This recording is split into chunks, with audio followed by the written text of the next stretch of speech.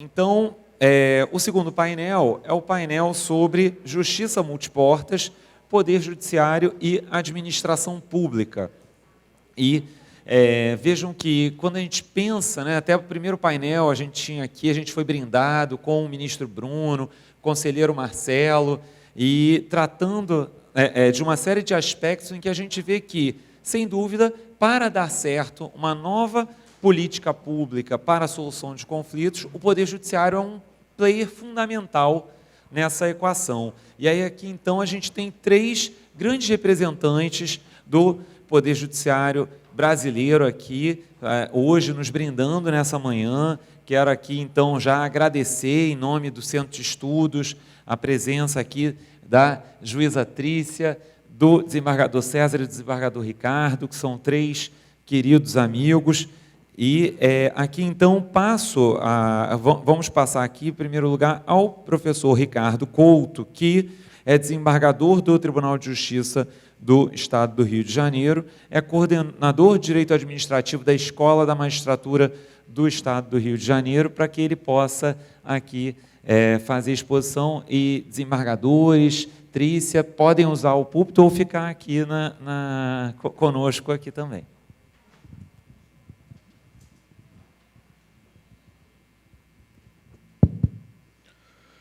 Bom, cumprimento a todos na pessoa da minha querida colega de magistratura, Trícia Cabral, né? Parabenizo a iniciativa da Procuradoria-Geral do Estado, na pessoa do doutor Bruno, né?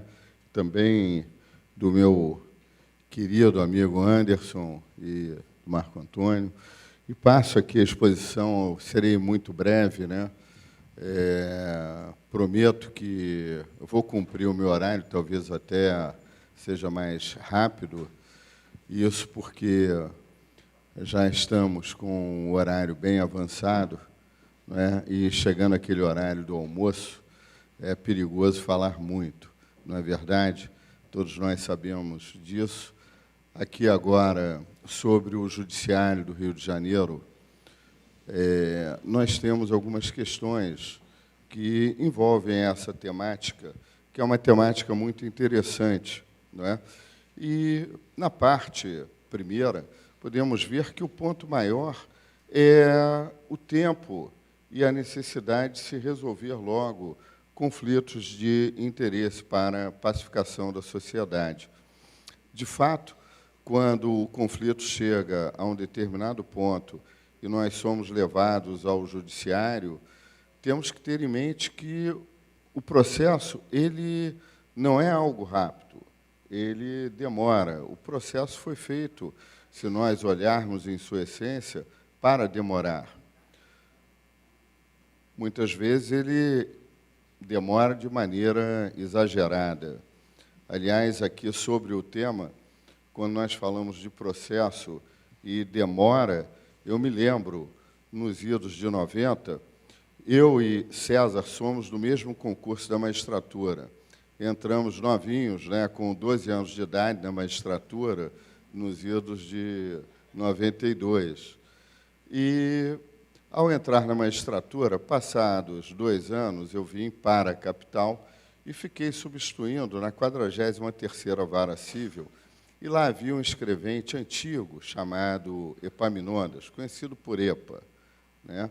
E lá estava o Epa. O Epa era um cidadão tranquilo, conformado com o tempo do judiciário, eis que, em um dia, ligam para o judiciário e comunicam que havia uma bomba no judiciário e que todos deveriam evacuar o tribunal. Um corre-corre, todo mundo saindo correndo e tal, eu estava ali no gabinete, pensei em despachar 2 processos e, de repente, quando estava saindo, o cartório estava vazio e o Epaminondas ali, na época, se costurava ainda o processo. Com toda a calma, costurando o processo, eu olhei para ele e falei, Epa, estão dizendo que tem uma bomba no judiciário aqui. Ele vira para mim e fala, calma, doutor Ricardo, no judiciário do Rio, nada acontece em menos de 1 ano. E isso dava, né, e atestava a questão do tempo de resolução de um conflito. Se uma bomba demora 1 ano para explodir no Judiciário do Rio, imagina a resolução de um processo, não é? Então, obviamente, nós devemos ficar preocupados com essa questão. E quando eu vi que a Procuradoria do Estado e várias procuradorias agora estão tomando a frente e começando a tentar resolver conflitos, eu fiquei assim muito contente. Até falei com o Marco Antônio, falei: Marco Antônio, isso é uma, sabe, é uma novidade ótima e nós devemos, não é, caminhar juntos, para e passo. Por quê? Porque logo que eu vim para o Judiciário, eu me aventurava em dar aulas, né? Hoje eu não dou mais, estou parado, hoje eu assisto, né? Mas eu dava aula aqui, acolá e tal. E no Judiciário, quando começou aquele volume de processo, e logo eu fui para uma vara da Fazenda, algumas coisas não batiam. Eu falava de legalidade no âmbito da administração e olhava para a administração e ela não respeitava a legalidade em várias situações com, não é, o seu cidadão. E pensava, poxa, se a administração resolvesse essa questão direta, talvez nós não tivéssemos esse conflito, ao menos na vara da Fazenda.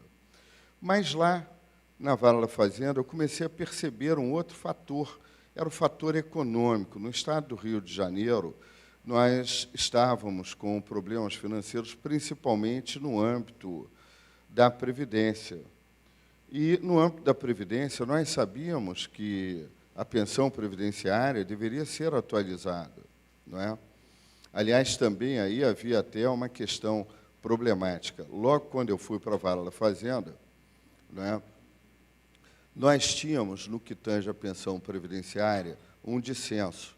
Olhávamos para o dispositivo próprio, o artigo 40, em um de seus incisos, que falava em integralidade e paridade, na forma da lei, e discutíamos se, em relação a pensionista, essa integralidade e paridade significaria sempre 100%, ou se este, na forma da lei, poderia trazer uma redução. O tribunal se dividiu na época, e alguns, seguindo a lei previdenciária que tínhamos aqui, entendia que, quando era o caso de pensionista, deveria se pagar 80%, porque assim colocava a lei. Já quando não, 100%. As câmaras se dividiram, e havia lá um juiz, que já naquela época era polêmico, hoje desembargador, e digo até o nome para não guardar o suspense, o desembargador Najib, naquela época, ficava na terceira vara da Fazenda. Um belo dia eu encontro e falo: Najib, entrou um advogado no meu gabinete e estava reclamando, dizendo que a terceira vara, dependendo, decide que é 80%, dependendo, decide que é 100%. Ele olhou para mim, deu um risinho e falou assim: Ricardo, eu gosto de ficar seguindo a orientação do tribunal. Então, nos meses pares, eu dou 100%. Nos meses ímpares, eu decido que é 80%. E assim ia nessa incoerência total. Por que eu estou tocando nesse ponto? Porque aqui, ao falarmos da questão que envolve a possibilidade do Estado proceder a acordos diretos, nós temos que ter uma outra percepção. Nós temos que olhar para o judiciário e, com seriedade, pensarmos: o judiciário tem que fazer o seu dever de casa, o judiciário tem que ser coerente. O judiciário, ele observa uma nova sistemática posta pelo CPC. Uma sistemática onde o mais importante no tema segurança das relações é a coerência e o mesmo norte dos julgados. Eu costumo mencionar o seguinte: eu tenho uma autonomia de pensar até quando os tribunais superiores passam a sumular ou estabelecer certos entendimentos, seja, não é, incidente de resolução de demanda repetitiva ou qualquer outro que me traga, não é, uma ideia de que eles sedimentaram aquele entendimento. A partir daí, como magistrado e como membro de uma sociedade, eu sou obrigado, ou eu tenho que ter essa noção da minha obrigação de seguir esta linha, porque isso traz a pacificação. O primeiro momento é quando elaboramos normas jurídicas. Ao elaborarmos normas, nós queremos a pacificação. Quando os tribunais elaboram um entendimento que pacifica sobre uma controvérsia formada dentro daquela norma, nós devemos seguir este entendimento. Porque, ao assim proceder, nós damos tranquilidade para que a administração possa sedimentar acordos administrativos. O chefe, né, de um setor junto à administração vai poder mencionar aos seus agentes que ali deve ser seguido uma trilha, um caminho. A orientação repetitiva por parte do judiciário é importante. Isso não afronta nenhum poder do magistrado. Pelo contrário, hoje, eu acho que nós estamos em uma sociedade onde temos que ter noção exata da nossa função, do nosso papel. Aqui nós temos o quê? Aqui nós temos que o magistrado ele tem uma função de dar segurança e não de criar insegurança.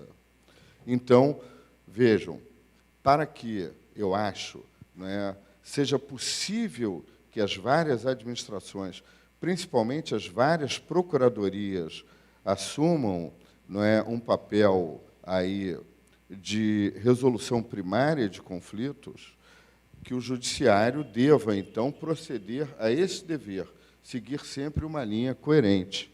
Não é? Isso é de suma importância.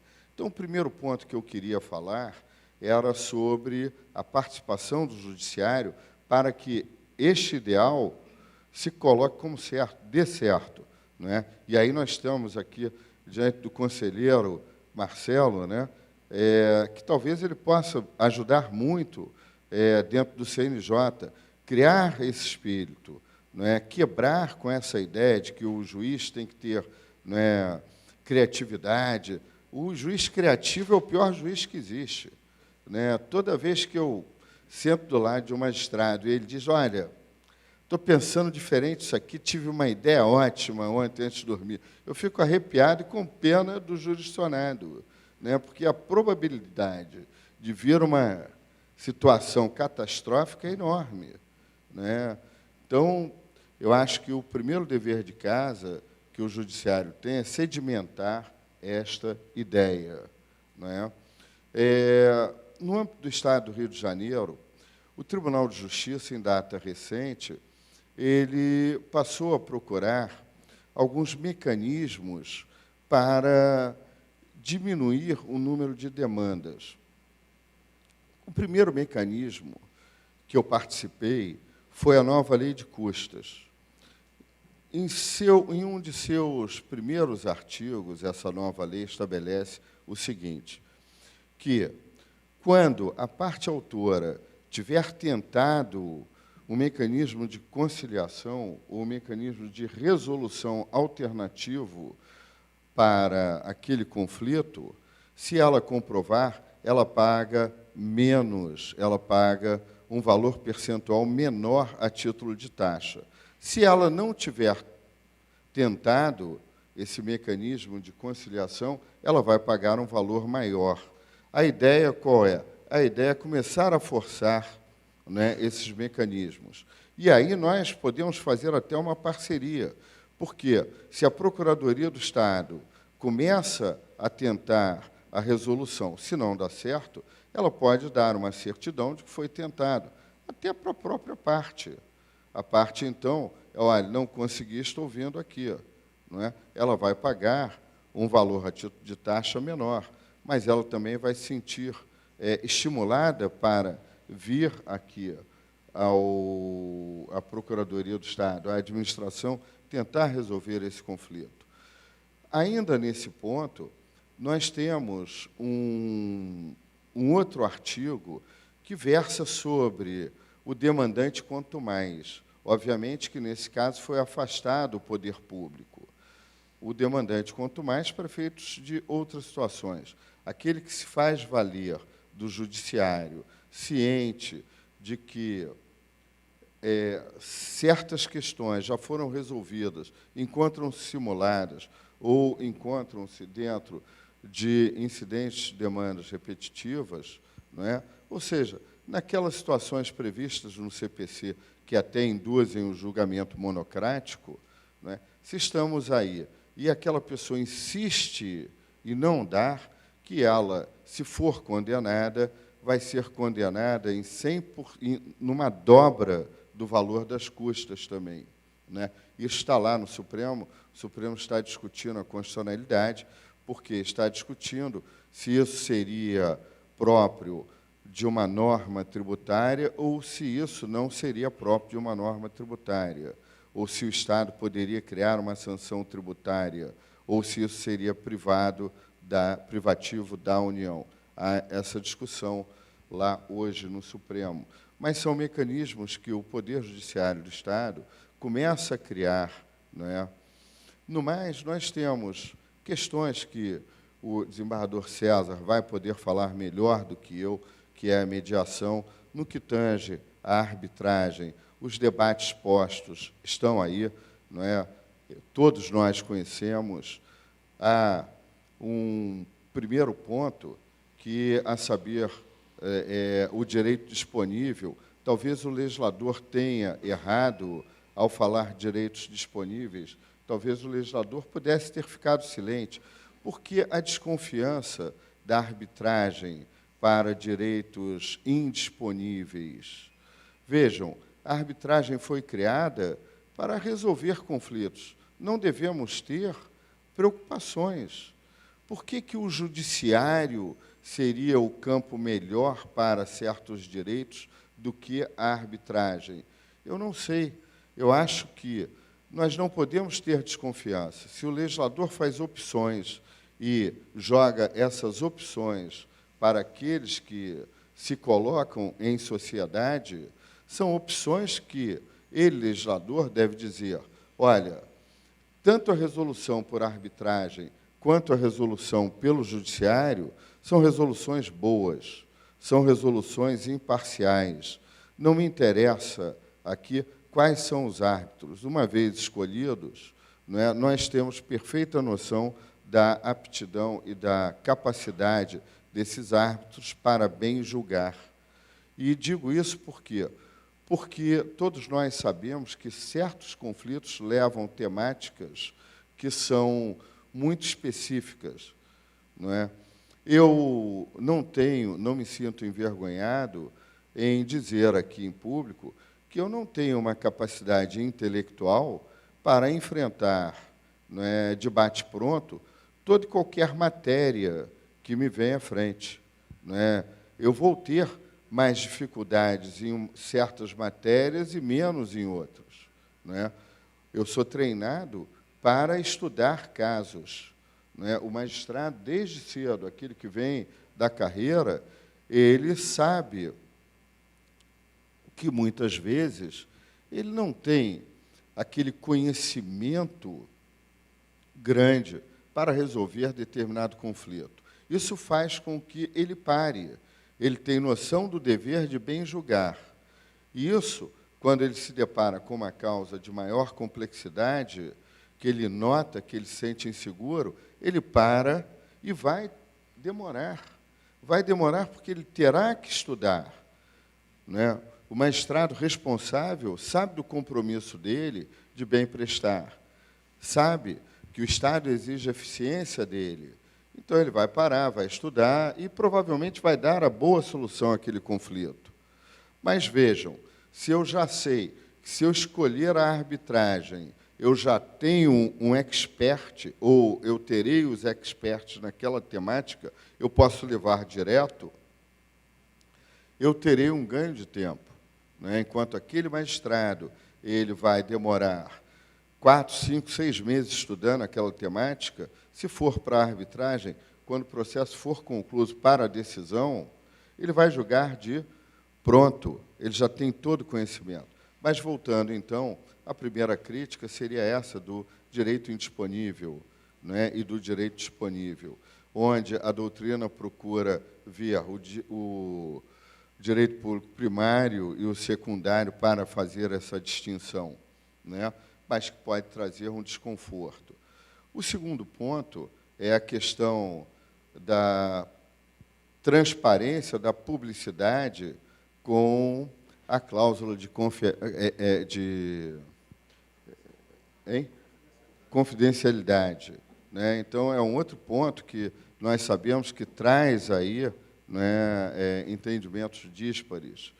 E nós poderíamos aqui seguir falando de várias questões da arbitragem, mas eu prefiro parar aqui. Eu disse que eu falaria de forma muito rápida, né, apenas de forma reflexiva, e, mais uma vez, eu me digo feliz, surpreso e feliz por esse caminhar das procuradorias buscando a resolução de conflito de interesses de plano, principalmente, eu acho, pelo que foi dito aqui no primeiro momento, nas partes que se referem à Previdência. As demandas previdenciárias são enormes, né? No âmbito do Estado do Rio de Janeiro, nós temos uma outra demanda que também me parece simples e, já em grande monta, é resolvido direto, que são aquelas que envolvem medicamentos, né? Essas aí também, já em grande parte, 80%, 70%, já se coloca resolvido diretamente. Vem uma parcela muito pequena, e hoje em dia, quando vem mais do interior, e me parece que por razões financeiras. São aquelas pessoas que não podem vir para aqui a cidade do Rio de Janeiro, né, a capital, que não podem se locomover, se colocam em municípios de baixa renda, de baixa capacidade econômica, e aí postulam ali mesmo contra esse município, né? Agora, talvez isso tenha uma mudança de acordo com a mudança do entendimento, tanto do Supremo quanto do Superior, no que tange à necessidade da participação da Agência Nacional de Saúde. Isso talvez traga um deslocamento da competência, mas é outra história. Bom, mais uma vez, eu agradeço o convite, paro por aqui, né, e assim eu procuro uma compensação, principalmente com o meu conselheiro, não é verdade? Eu já faço uma compensação aqui e ganho crédito com ele. Bom, muito obrigado a todos.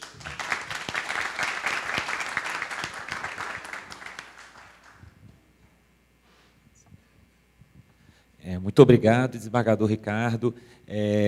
Foi muito bom ouvi-lo, e especialmente, né, quando o senhor falava sobre a questão do estímulo financeiro. A gente sabe que as pessoas, muitas vezes, precisam de estímulos financeiros para mudar a cultura, e, inclusive, a ideia que o senhor trazia de que eles procurassem nos conflitos envolvendo a administração estadual, a Câmara da Procuradoria, e a gente, inclusive, posteriormente, apresentasse uma certidão de que se tentou ali a autocomposição. Acho fantástica. O nosso procurador-geral, na hora também, pela expressão dele, me olhando, eu vi que ele adorou também a ideia.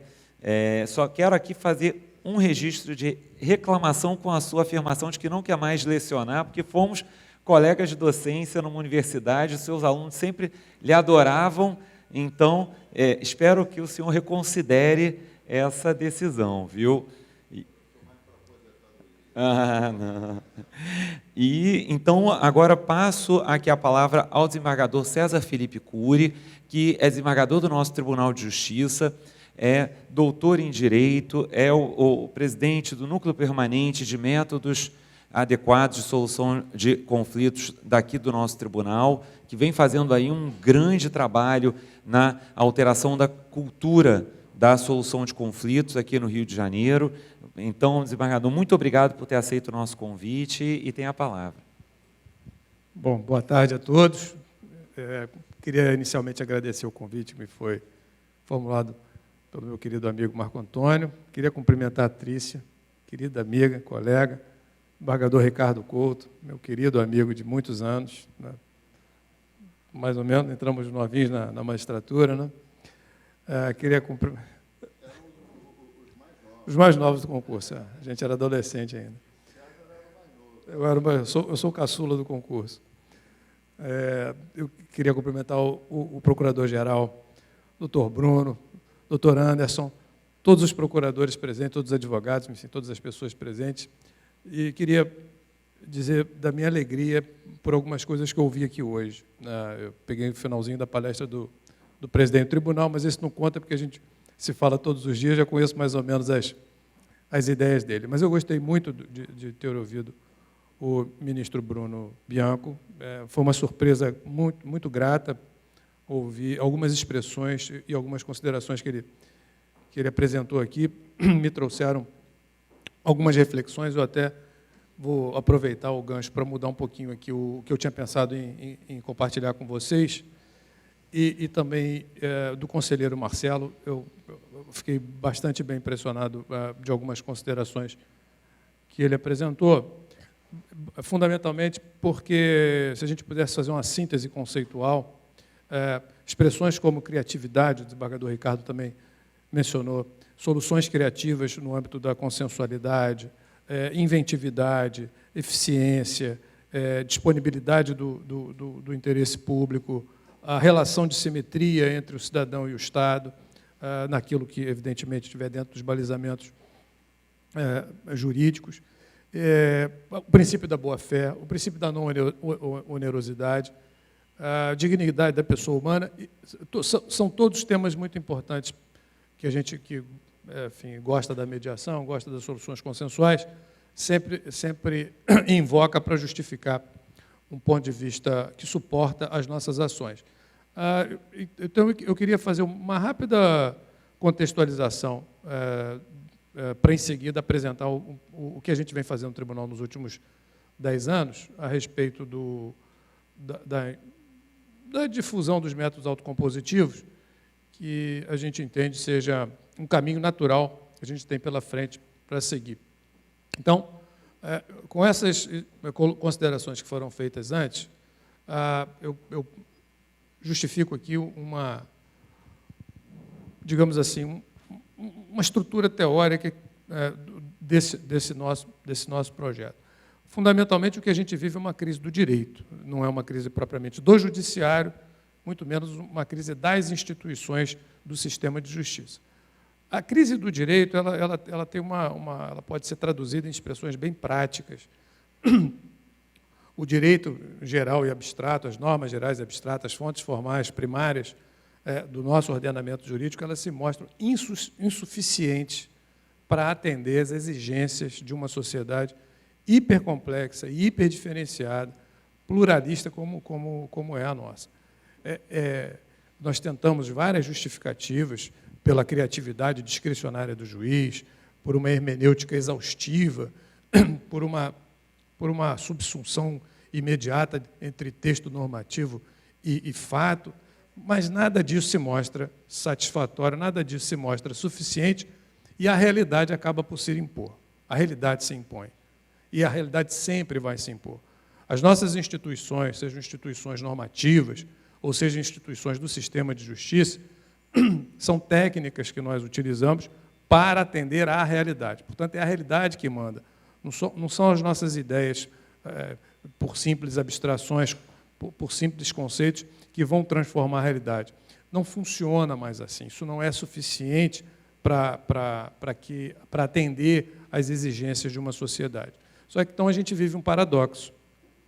Se o nosso sistema normativo é um sistema fechado, em que trabalha basicamente na base da autorreferencialidade, quer dizer, o sistema do direito ele precisa ser sempre reafirmado para que ele tenha o império do direito, para que isso se reverta em segurança, em estabilidade, em previsibilidade, que são tão importantes para o nosso sistema como um todo, principalmente para o sistema econômico. Agora, se por um lado os tribunais têm como missão reafirmar o direito, e a gente reafirma muitas vezes, a jurisdição deixou de ser dizer o direito e passou a ser repetir o direito. Então, a gente repete, a gente sumula, a gente bota a jurisprudência dominante, a gente faz IRDR e as demandas continuam chegando iguaizinhas. Então, a jurisdição tem que mudar de nome para, ao invés de ser dizer o direito, tem que ser repetir indefinidamente o direito. É isso que a gente faz nos tribunais. Isso acaba gerando uma série de consequências, que é uma espécie de periferização, sem nenhum estigma negativo quanto a essa expressão, mas uma espécie de periferização do direito. A gente, quando nós já sabemos qual é a matéria, já sabemos qual é a orientação do tribunal, principalmente se tem uma jurisprudência consolidada, aquilo passa a virar uma rotina. A gente deixa de olhar as sutilezas de cada processo. Aquilo vai virar uma troca de formulários com pequenos ajustes secundários que não exigem a presença de 5 desembargadores, 3 desembargadores, de juízes, assessores, etc.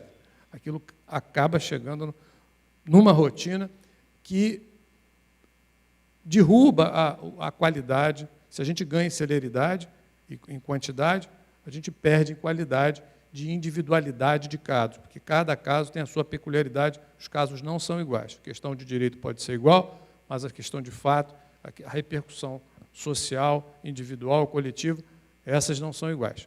Portanto, nós temos aí um paradoxo. O paradoxo é transformar o sistema normativo de leis gerais e abstratas em decisões individualizadas para cada cidadão. Então, o judiciário fica entre a cruz e a espada. Ele é um autorreferencial, um agente de autorreferencialidade do próprio direito, ou ele é um solucionador de conflitos? Qual é o papel do judiciário? Ele está aqui para reafirmar o direito, independentemente das características individuais de cada conflito. Aqui no Rio de Janeiro são 2 milhões por ano. No Brasil, 28 milhões por ano. A gente analisa individualmente cada conflito? Esse é o papel do judiciário? Não, esse não é o papel do judiciário. O embargador Ricardo colocou muito bem. O juiz criativo é aquele que me dá pânico. Por quê? Porque o nosso sistema é de autorreferencialidade do próprio direito, de reafirmação do direito. Solução de conflito é outra história. O conflito está lá no pré-processo, lá no aspecto sociológico, que não faz parte do direito. O legislador de 2015 foi muito feliz, a Trícia certamente vai falar isso muito melhor do que eu, foi muito feliz porque ele reconhece isso e divide o sistema em dois. Ele divide o sistema jurídico, legal, normativo, das fontes formais do direito, que é o sistema do processo, basicamente, está lá no artigo 3º, artigo 2º, artigo 3º, como norma fundamental, acesso à jurisdição, acesso ao poder judiciário, mas ele inclui um outro sistema ao lado do sistema geral, que é o sistema processual, que trabalha com direito positivo. Ele inclui um outro sistema, ou um subsistema, que é o subsistema da consensualidade. Esse subsistema da consensualidade não atende aos mesmos princípios, aos mesmos conceitos do sistema de litígio. No sistema da consensualidade, é o sistema da liberdade individual, é o sistema da autonomia individual, é o sistema que eu não sou obrigado a seguir os precedentes, os IRDR, a jurisprudência, ou a decisão, por mais íntegra e coerente que elas sejam, na minha esfera de vida privada. E fico muito feliz quando o conselheiro traz aqui uma novidade de ato jurídico privado no âmbito da administração pública. Essa é uma tendência inevitável com a qual a gente vai ter que se defrontar e vamos ter que construir conceitos e um corpo teórico para lidar com essa situação que se apresenta diariamente nos tribunais. As ferramentas antigas que a gente tem não são satisfatórias para lidar com a solução dos conflitos. O direito está preservado, o tribunal faz isso todo dia, fala, diz, repete, repete, repete. Não tem nenhum problema quanto a isso. A jurisprudência é estável, a jurisprudência é previsível, nós temos sistemas de correção vários no nosso Código de Processo, principalmente, integridade e coerência, dever de participação, dever de colaboração, a uniformização da jurisprudência em todos os âmbitos, enfim, a gente não tem problemas normativos quanto a isso. Nosso problema é resolver conflito. Por isso a ideia de fazer uma medição qualitativa da solução de controvérsias pelo judiciário é tão importante. Mas volto eu dizendo, então, que nós temos dois sistemas hoje, não mais um sistema único, não mais um unicismo jurídico, mas um pluralismo jurídico. E esse sistema de autocompositividade, que a Procuradoria encampou, e eu preciso fazer esse registro aqui ao procurador, não apenas ao Marco Antônio, mas ao procurador-geral, doutor Bruno, porque caminhamos juntos nisso, né? Uma política quase que conjunta, e várias vezes estivemos juntos em projetos em comum, mas fundamentalmente porque no campo da consensualidade nós não temos os limites que nós temos no campo da positividade, entendendo como normas impositivas, como normas que devem ser seguidas pelos juízes. Lá no campo da consensualidade é o campo da liberdade individual, da autonomia do cidadão. Do mesmo jeito que eu tenho autonomia para contratar, para destratar, para recontratar, para inovar, eu tenho para a solução dos meus conflitos. E com qual material eu lido na solução dos meus conflitos na minha vida privada? Com a criatividade, com a engenhosidade, com a inventividade, com aquilo que melhor me atender. A construção de um conflito é sempre prospectiva. Não é igual o juiz que trabalha andando para frente, com o processo tem uma marcha para frente, mas olhando pelo retrovisor, porque o fato é passado, o precedente é passado, aquilo que eu procuro resolver é passado, portanto, eu tenho que voltar. Aqui no Rio de Janeiro, 4 anos e meio, que é o tempo médio de duração de um processo, e é um dos tribunais mais rápidos do país. Não estou nem falando de fase de execução, de processo de execução, cumprimento de sentença, que é outra desgraça. Estou falando apenas do processo de conhecimento. Então, quando eu remeto isso para o campo da consensualidade, quem melhor conhece a situação do que os próprios envolvidos? É o processo de conhecimento, como o desembargador Ricardo falou, o processo é vocacionado para decisões diferidas no tempo. O processo é como se fosse uma estrada cheia de quebra-mola. A gente vai ter que ir devagar mesmo, cadenciado, é para questão muito complexa, para questões de grande desafio jurídico, para que o direito seja reafirmado. No campo das relações triviais, do mundo cotidiano, não é o judiciário que tem que intervir.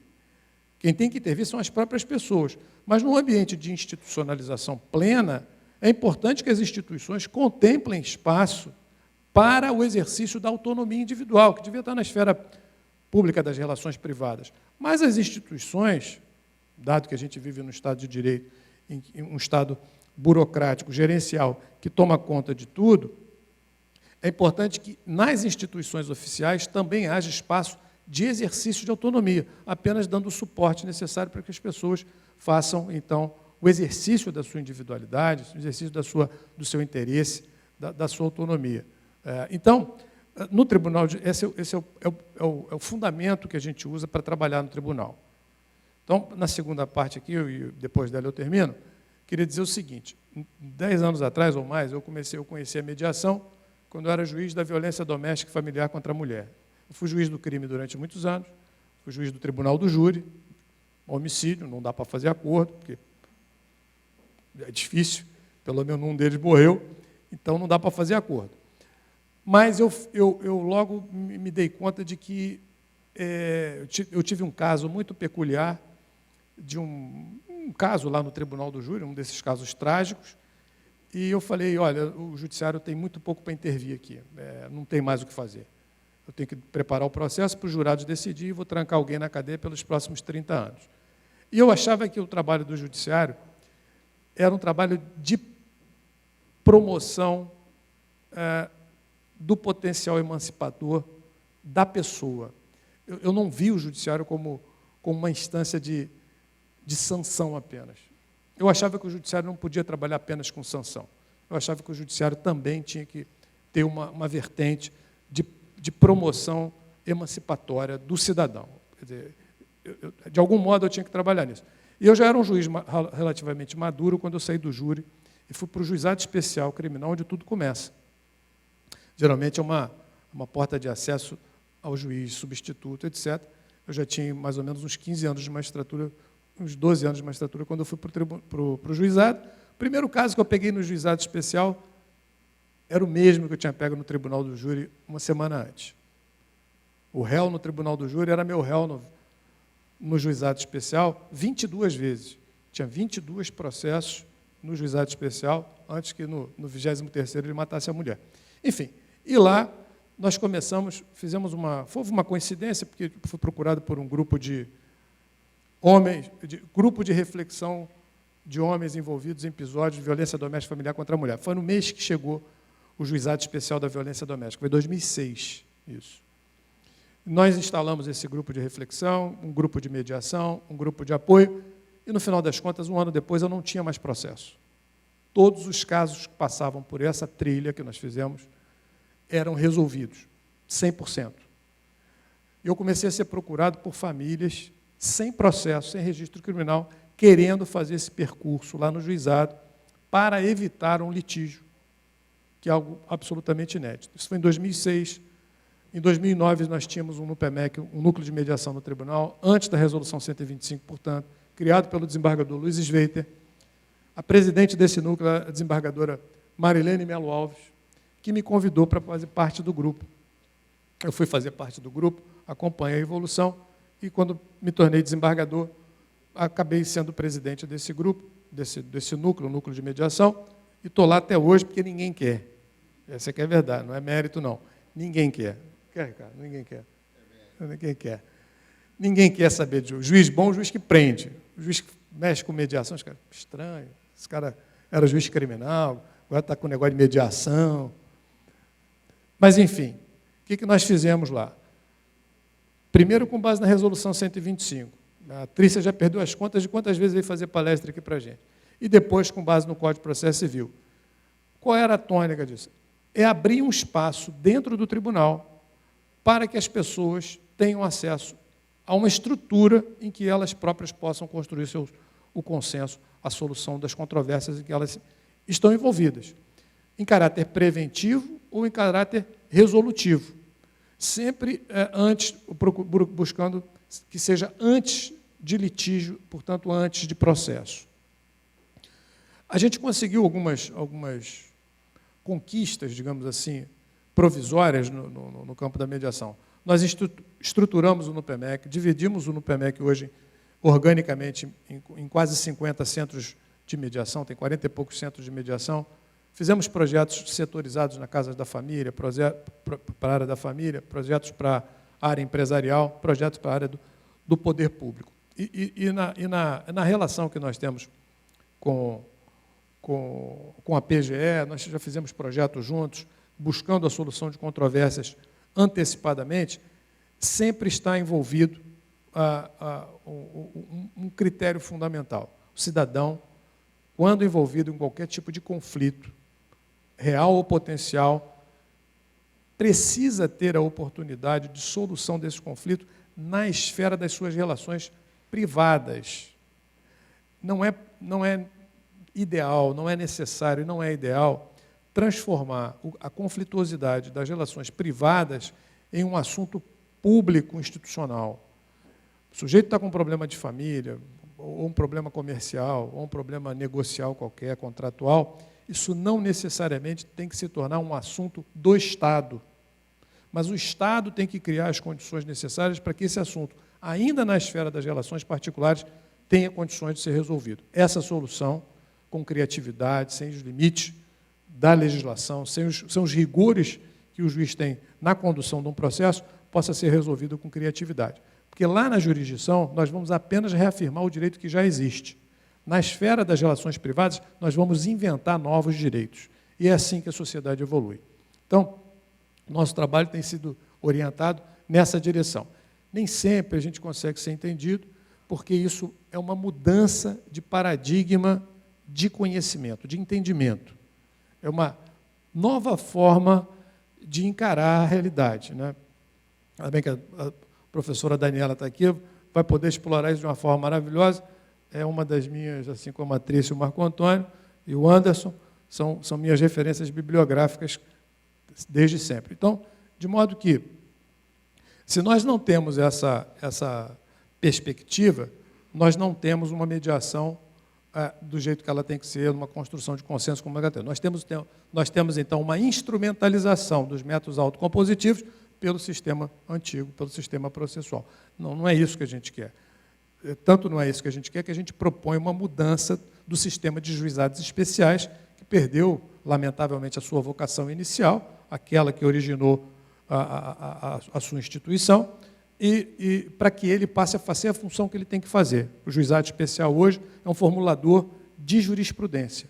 Ele precisa ter um IRDR, ele precisa definir os parâmetros para que a sociedade volte para o campo privado e, a partir daqueles parâmetros entendidos pelo tribunal, pelo sistema judicial, possa, então, construir privadamente a solução da sua controvérsia, prevenir, tratar e resolver.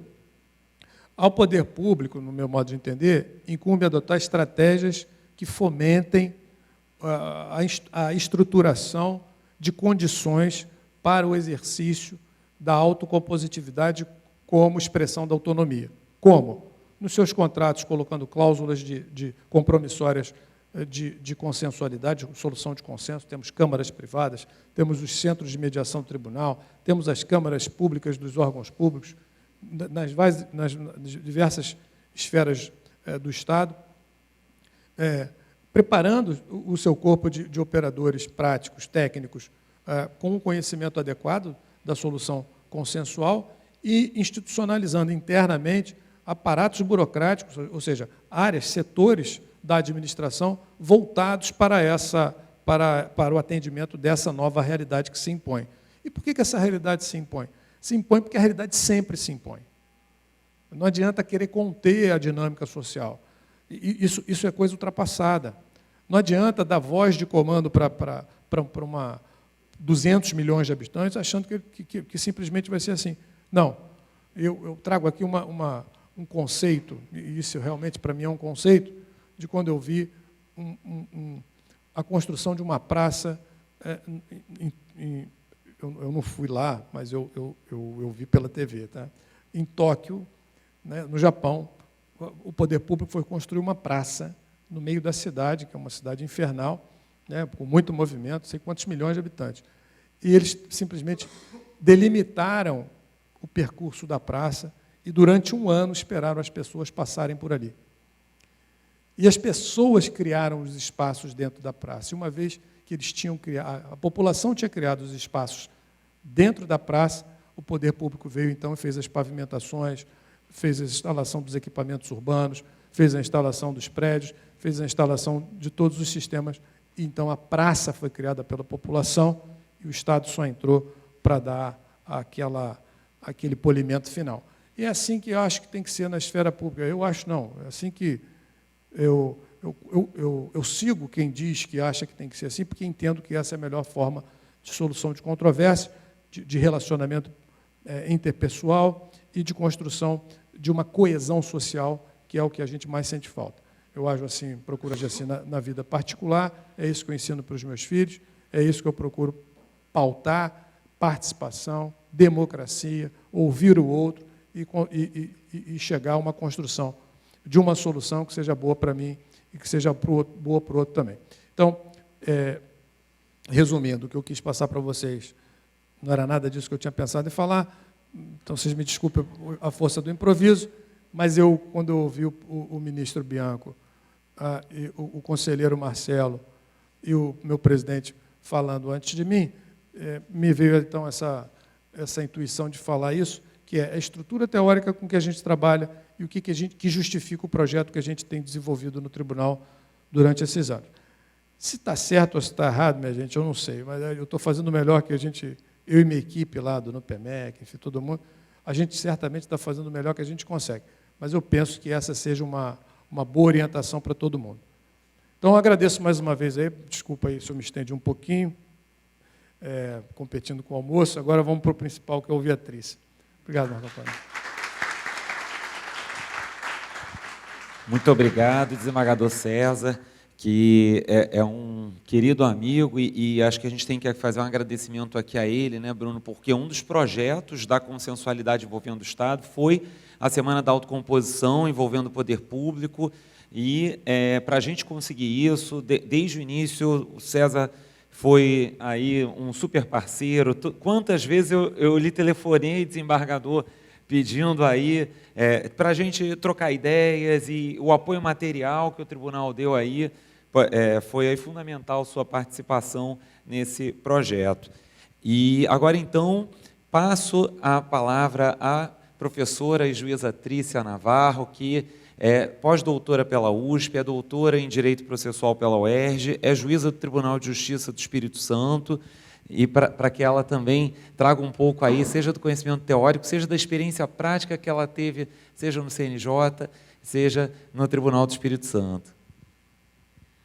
Obrigada, Marco. Bom, Quero cumprimentar a todos os presentes. Eu vou tentar ser o mais objetiva possível. Eu estava aqui o tempo todo ouvindo os professores, os desembargadores, e recalculando a rota, né? Porque eu vim aqui com uma ideia, 1000 papéis, e eu vou tentar recalcular a rota, porque eu não vou competir com a fome. Mas eu quero agradecer imensamente o convite que me foi formulado pelo meu querido colega Marco Antônio, um parceiro de estudos desde a UERJ, cumprimentar, né, agradecer imensamente ao nosso procurador-geral, doutor Bruno, e agradecer a todos que estão até agora para ouvir. Não sei se vai ser útil, mas, de qualquer forma, eu vou tentar explorar um pouco além do que foi dito aqui. E em pontos, para tentar ser objetivo. Bom, a gente vem passando, né, a gente já foi dito aqui por diversas formas, que nós estamos passando por uma grande evolução legislativa, no que toca ao princípio da consensualidade. Então, a gente tem hoje as principais leis do Brasil tratando da consensualidade. A gente vinha, há muito pouco tempo atrás, de uma cultura que era simplesmente, prioritariamente, judicial. Né? Todo mundo foi educado para judicializar. E, de um tempo para cá, nós estamos aí vendo que o legislador tem tentado mudar essa rota para tentar inserir a autocomposição e outras formas de resolução de conflitos. Bom, nisso a gente chega ao princípio que nós já podemos dizer que nós temos hoje, que é o princípio da consensualidade. E, para não ir muito longe na nossa história, eu parto da nossa Constituição, que, desde o preâmbulo, diz que a nossa sociedade deve ser comprometida com a solução pacífica dos conflitos. E, além de outras passagens da Constituição que fala desse princípio da consensualidade, nós tivemos depois, que foi muito importante para essa política, foram os juizados especiais, que, inclusive, criaram, né, a conciliação, inclusive, nos juizados da Fazenda Pública. O fato é que, como foi bem mencionado pelo desembargador César e também pelo conselheiro Marcelo Terto, talvez o ato normativo de maior expressão no Brasil, que mudou de fato a cultura e também tem influenciado outras reformas legislativas, foi a Resolução 125 do Conselho Nacional de Justiça, que criou uma política judiciária de solução de tratamento adequado de conflitos. E ela foi importante não só porque ela trouxe a ideia da consensualidade, né, a mediação, a conciliação, mas porque ela trouxe a necessidade de capacitação, que é o que a gente não tinha, que era o nosso grande gargalo nos juizados especiais, e também a necessidade de o Poder Judiciário criar uma estrutura própria para a conciliação e a mediação. E essa resolução foi tão importante que ela influenciou e foi absorvida completamente pelo Código de Processo Civil, de 2015, que trouxe, em diversas passagens, a conciliação, a mediação, a arbitragem, né, e aí uma cláusula, inclusive uma cláusula atípica de métodos de resolução de conflitos, trazendo ainda para o Estado o dever de priorizar a solução consensual. Então, nós tivemos o CPC, nós tivemos a reforma da lei de arbitragem, nós tivemos a lei de mediação, nós tivemos a alteração do Código de Ética, que foi muito importante, da OAB, que não só reforçou a ideia de que os advogados têm o dever de não só priorizar as formas consensuais, como de prevenir conflitos, e, a partir daí, podemos dizer que nós criamos um microsistema de métodos adequados de resolução de conflitos no Brasil. Mas não parou por aí.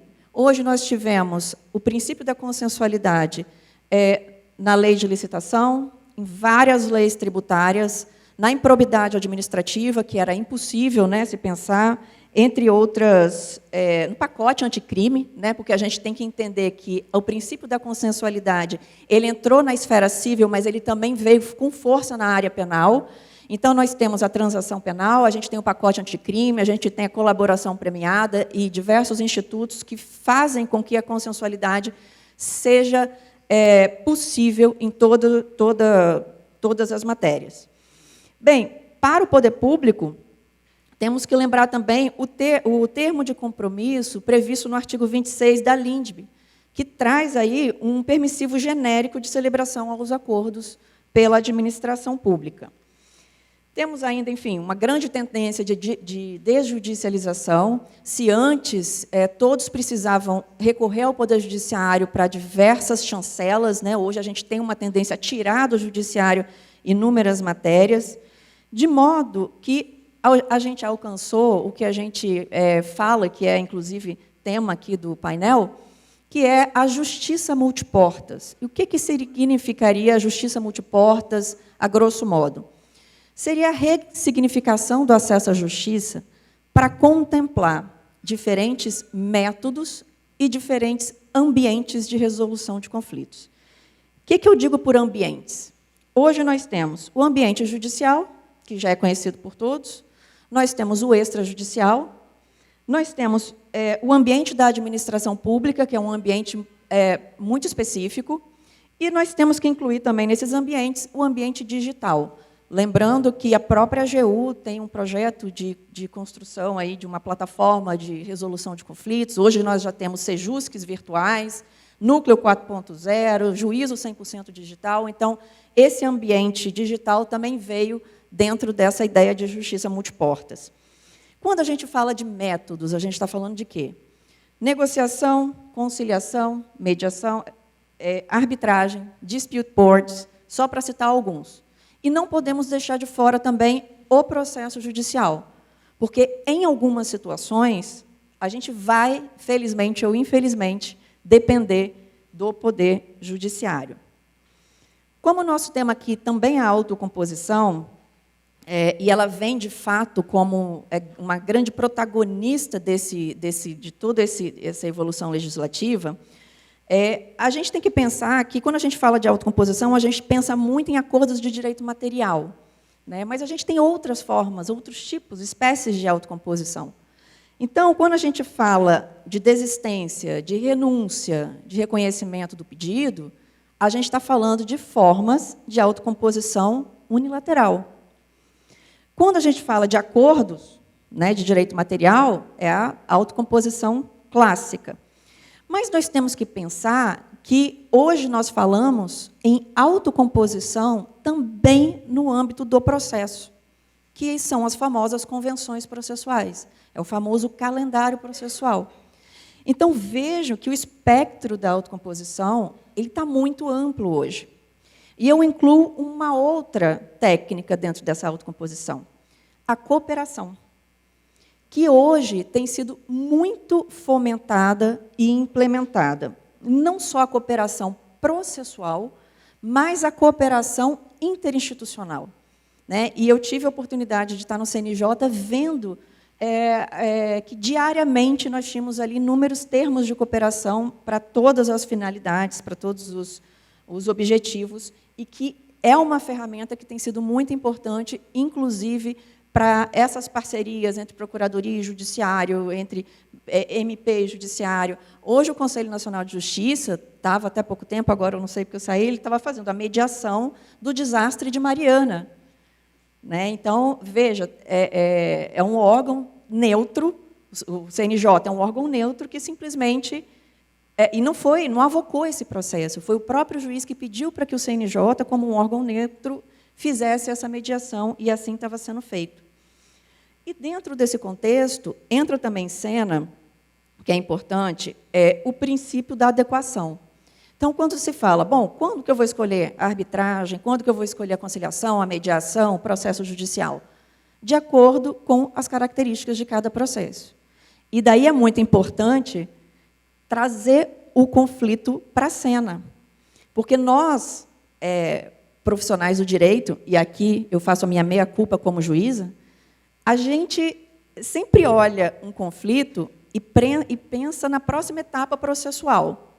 Né? O que eu vou fazer? Eu vou entrar com a inicial, eu vou dar uma liminar, e a gente explora muito pouco sobre as características de um conflito.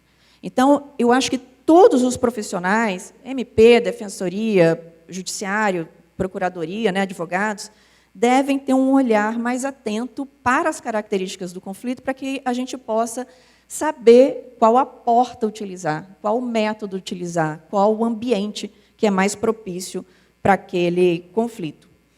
Em relação à administração pública, como eu estou aqui com vários procuradores, inclusive colegas do Espírito Santo, eu fiz uma vez, eu tentei entender, como vocês sabem, o CPC trouxe o artigo 334, né, que é aquela audiência inaugural de conciliação e mediação, e ela tem, em tese, sido aplicada, né, especialmente nas varas cíveis. Bom, e eu fui procurar entender se o 334 estava sendo aplicado no âmbito da Fazenda Pública. E, obviamente, não. Né? A resposta que eu tive, obviamente, não. A resposta negativa que eu tive, obviamente, não, começou por um colega, que, quando eu fui falar com ele, perguntar se ele aplicava, ele era de uma vara de fazenda pública em São Paulo, ele falou, óbvio que não. Você está doida, lá tem interesse disponível, não tem como, não se aplica 334 na Fazenda Pública. E aquilo já foi um choque para mim, que não vejo qualquer impedimento de que o 334 seja aplicado no âmbito da Fazenda Pública. Bem, resolvi fazer uma análise assim, muito superficial no Sudeste. Então, eu liguei para o Tribunal de Minas, liguei para o Tribunal de São Paulo, liguei para o Tribunal do Rio, inclusive aqui no Rio eu liguei para algumas varas, mas ninguém aplicava o 334. E eu cheguei à conclusão que tem um pouco dessa cultura da indisponibilidade do direito, que, obviamente, quem está aqui já sabe que isso é um dogma que não mais subsiste, né? Até porque, se a gente parar para pensar hoje de direito absolutamente indisponível, é quase nada, né? Porque praticamente todos os direitos hoje comportam, de alguma forma, a autocomposição, nem que seja o modo, forma, tempo, lugar de cumprimento, de atuação, que é o que a administração pública faz muito. Mas o fato é que eu percebi também um outro problema. Por que o 334 não é aplicado nas fazendas públicas? Porque não há uma troca de informação do que é passível de autocomposição. Então, se tivesse, por exemplo, protocolos institucionais entre a Procuradoria e o juiz, o Poder Judiciário, entre a vara, entre a Procuradoria do município e as varas públicas, as fazendas públicas municipais, indicando de forma objetiva o que é passível de autocomposição, quais são os critérios objetivos, nada impediria de que o 334 fosse efetivamente aplicado, inclusive no âmbito da Fazenda Pública.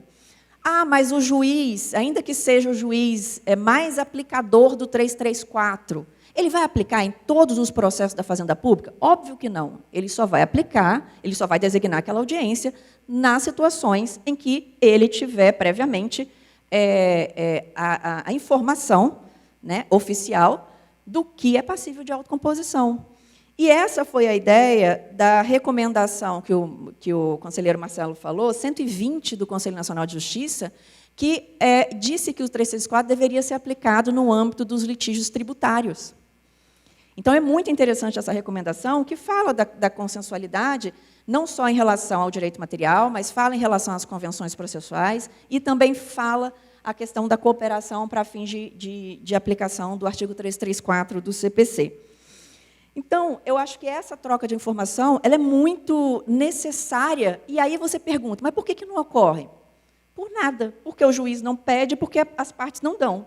Só. É essa absoluta inércia dos dois lados que faz com que isso não seja concretizado. E foi essa a grande constatação que eu fiz dessa análise meio empírica, pelo menos da região Sudeste. Bom, indo aqui para o final, além da questão do interesse público, um grande, não digo dificultador, mas uma grande resistência que existe no campo da administração pública é em relação ao princípio da confidencialidade, como até já foi falado pelo desembargador. A gente sabe que a administração pública é regida pela publicidade, né, pelo princípio da publicidade, e que seria muito difícil a gente entender a confidencialidade nesse ambiente.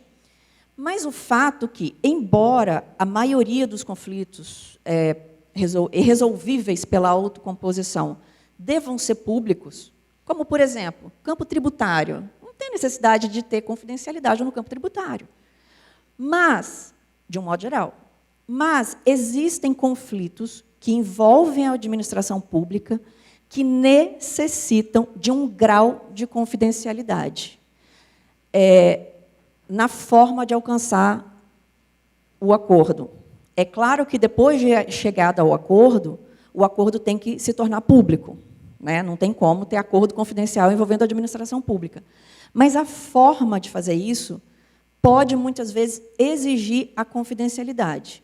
E esse caso do desastre de Mariana é um típico caso que envolve a confidencialidade e que tem sido muito importante, não só pelas empresas, né, porque para elas fica muito desconfortável ter que lidar com enfim, propostas e soluções, mas para o poder público.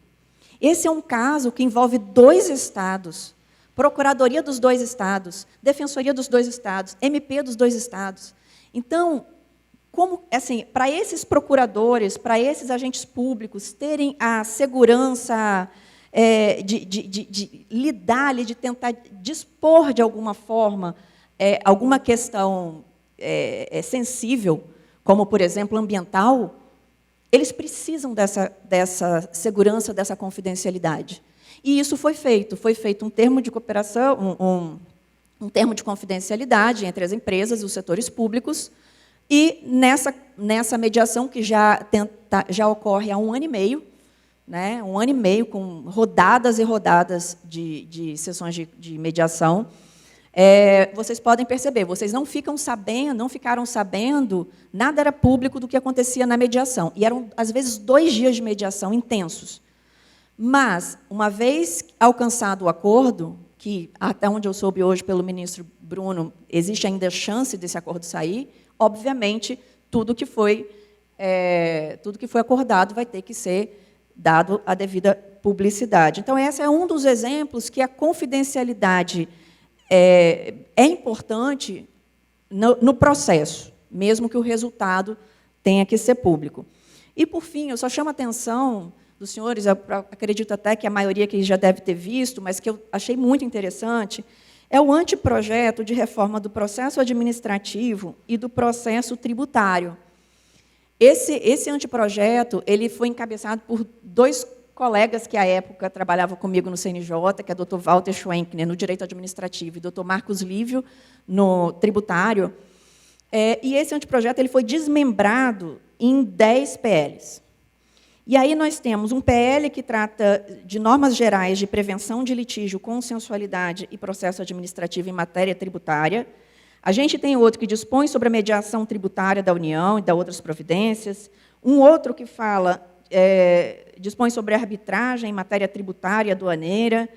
Enfim, e ao longo assim, desses projetos de lei, porque eu tenho o documento inteiro, eu pude constatar em diversas passagens, inclusive em outros que não falam especificamente da mediação, a questão da autocomposição, a questão da convenção processual, a cooperação muito forte em todos esses projetos. Então, assim, eu convido os senhores a darem uma olhadinha, porque, de fato, ele traz essas técnicas de forma muito incisiva. E, para os senhores, traz uma alteração legislativa que parece ser importante, que ele afasta o 142 do CTN, que fala sobre a responsabilidade funcional. E nós sabemos que alguns procuradores, né, já sofreram algum tipo de processo administrativo por conta de acordo, como nós vimos aqui, e ele, de forma expressa, tira a responsabilidade funcional justamente para facilitar qualquer espécie de autocomposição e ofertar a segurança ao auditor. Então, isso eu achei muito interessante. Bom, sem mais delongas, agradeço imensamente a atenção de todos e muito obrigada novamente. Quero agradecer a organização e obrigada pelo convite.